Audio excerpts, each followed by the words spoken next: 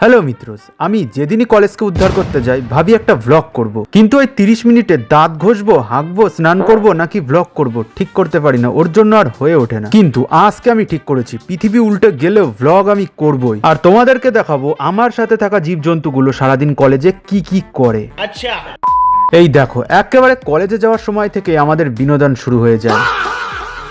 এদিকে আবার কেউ কেউ দুপুরের জন্য আনা টিফিন তখনই খেতে শুরু করে দেয়। তারপরে একে একে জন্তু জানোয়াররা বিভিন্ন রকমের বিনোদন দিয়ে মনোরঞ্জন করে থাকে, যাকে বলে নন স্টপ বিনোদন। মানে তুমি এখানে 32 পাটি বন্ধ করে থাকতেই পারবে না।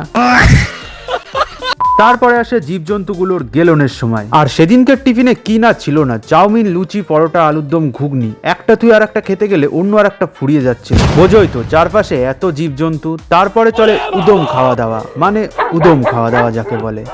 কলেজে মানুষজন পড়াশোনা করতে যায়, কিন্তু আমরা ভাই কলেজে খেতে যাই, পরিষ্কার কথা। ব্লগ শেষ, টাটা।